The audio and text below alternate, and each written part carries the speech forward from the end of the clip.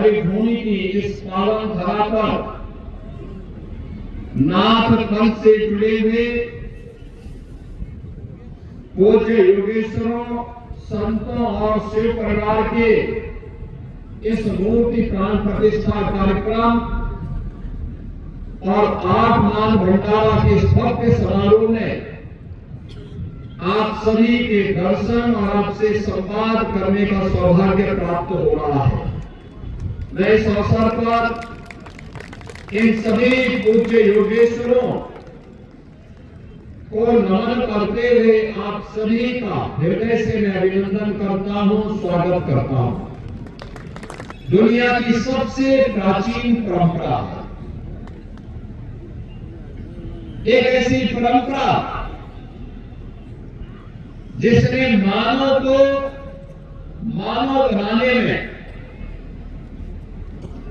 और इस चराचर जगत के कल्याण का मार्ग अपनी साधना से, अपनी सिद्धि के माध्यम से प्रशस्त किया था।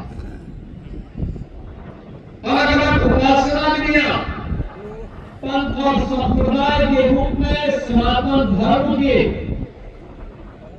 अलग अलग दर्शन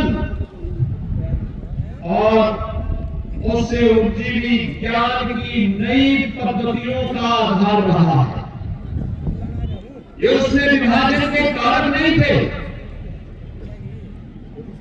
एक विशिष्ट दर्शन, उसकी ज्ञान की विशिष्ट पद्धति को आगे बढ़ाने वाली, समाज का मार्गदर्शन करने वाली, जिस प्रकृति का व्यक्ति है उसके अनुरूप साधना पद्धतियों का विकास और उसके अनुरूप दर्शन देने की पद्धतियां रही है, भगवान शिव से हुई है।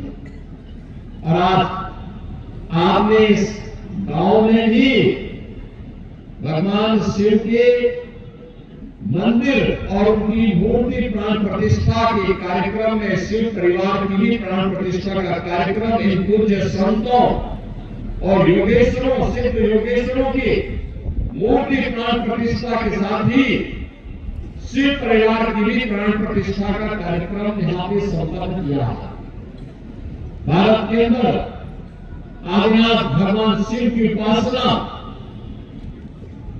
एक निराकार ब्रह्म के प्रतीक के रूप में पूरे देश में उत्तर से दक्षिण तक, पूर्व से पश्चिम तक कहीं भी आप जाएंगे, भगवान शिव की उपासना इसी रूप में हम सबको देखने को मिलती है।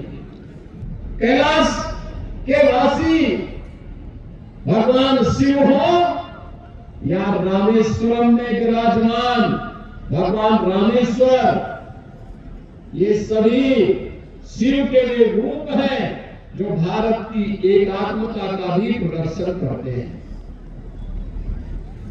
हमारे नाथ संप्रदाय के योगियों ने सनातन धर्म की इन्हीं शिक्षाओं के प्रचार प्रसार के लिए 12 अलग अलग उपग्रंथों के माध्यम से उसे सर्वसुलभ करने के लिए व्यापक पैमाने पे अपने सिद्धों, अपने योगेश्वरों, अपने योगियों के माध्यम से उसे आम जन तक पहुंचाने के लिए इस कार्यक्रम को अलग अलग कालखंडों में अलग अलग तरीके से पहुंचाने का काम किया।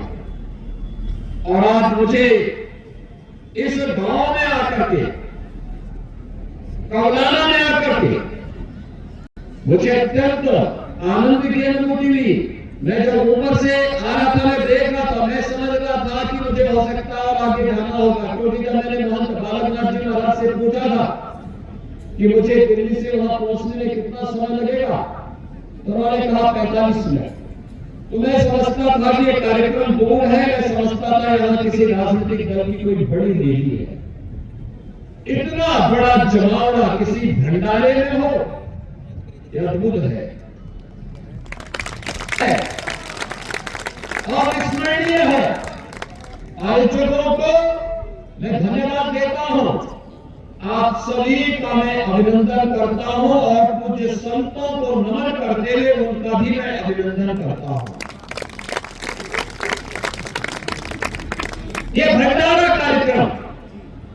ना